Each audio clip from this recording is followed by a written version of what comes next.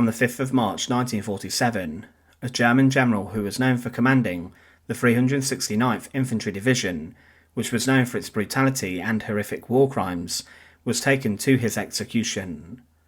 He was the commander of the Devil's Division, which shows you what sort of a beast he was. He was stood opposite his firing squad as he was tied to a post, and then the man in charge of the firing squad told his men to ready and prepare to fire their weapons at Fritz Neidholdt. He was 59 years old when he was executed, but he was one of a number of German generals who at the end of the war were condemned. There were a number of high-ranking members of the German army who were also sent to the gallows for their crimes, and much of the death sentences were enforced by the very illegal orders that Hitler gave. But what specifically did Fritz Neidholdt do which sent him to his death? Welcome to The Untold Past. To support our channel, please make sure to subscribe. Fritz Neidholdt was born on the 16th of November 1887 in what was at the time the Kingdom of Prussia. His father was a Protestant priest, and he had a rather normal upbringing, attending primary and secondary school. But like many young Prussian men, he dreamed of a career inside of the military, and there was a lot of honour attached to this. Neidholdt, following his schooling, then joined the Royal Prussian Army in August 1907 as a cadet, and he was 19 years old at the time. But then a number of years later he would be thrust into the front lines of the First World War. Fritz Neidholdt, at the start of the conflict, along with his regiment, was based on the Western Front, and they saw action at the Siege of Namur. This was a battle between Belgium and German forces, and it resulted in a German victory.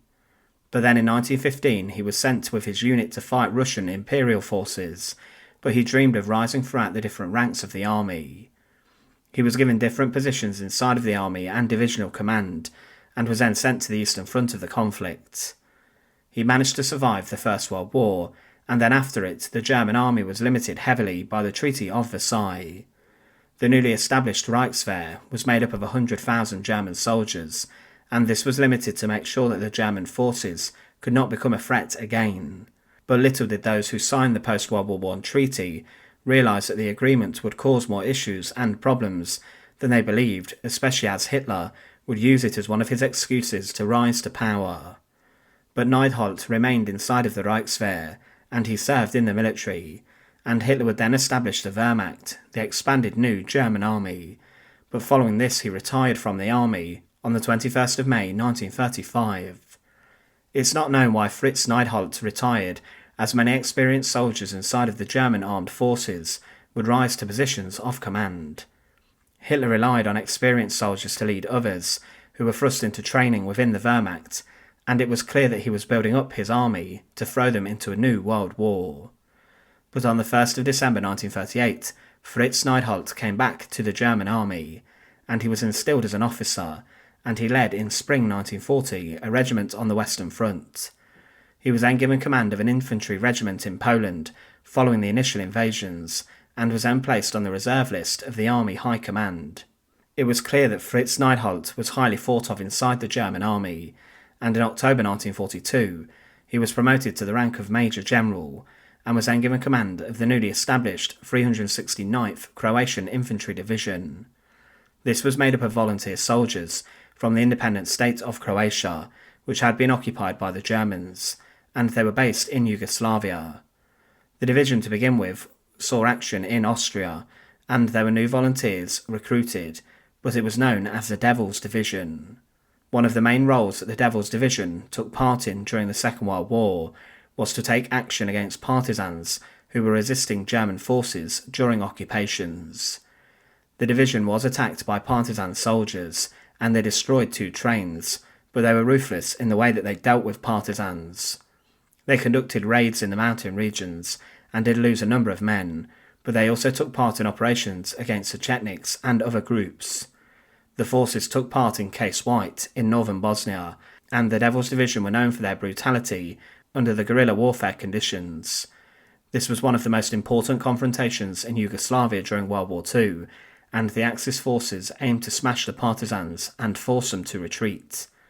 The Germans claimed during this to have killed almost 12,000 partisans and executed over 600 more, as well as taken 2,500 of them prisoners of war. The Axis forces did sustain heavy losses for the victory in this. Fritz Neidholdt then deployed his men in Case Black, and this was fought again against Partisans, and the Axis did fail to push the Partisans back further, and sustained significant losses. But for the Partisans, they had roughly a third of them killed or wounded, but Neidholdt's Devil's Division took the heaviest of losses of the Axis battalions that fought. But despite this, he was promoted to the rank of Lieutenant General in October 1943, but it was stated that Neidholdt was considered a successful commander based on the amount of civilians and innocent people that were killed by his men. This is how he prided himself on the slaughter of civilians, and this is how he believed he had achieved his aims, not on killing combatants, but those who had no place in the conflict and who should have been protected. His men committed further war crimes as the Devil's Division, under the orders of Neidholdt, on the 11th of September 1944, attacked the villages of Zagnizde and Udora. His men burst into the village and rounded up all women and children and drove them away, but then they rounded up the men of the village and one by one hanged them all.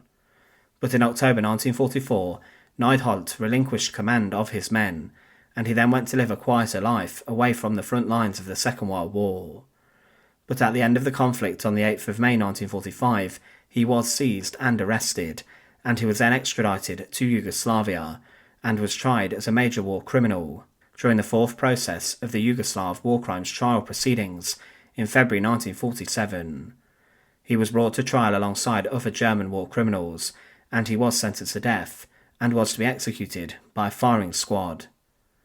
On the 5th of March 1947, Fritz Neidholdt was brought out to his execution, and he was taken to the firing range in Belgrade, and he was to be shot as a soldier, which was considered more honourable. He was allowed an execution by a firing squad rather than being hanged like a common criminal. He was brought out to the stake and was tied to it, and opposite him stood the executioners with their weapons by their side.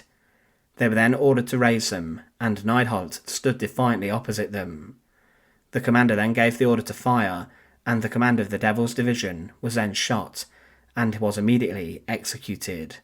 Fritz Neidholdt was a German general who during the Second World War initially had retired from service, but he was brought back to command a unit who were known for their brutal and barbaric war crimes.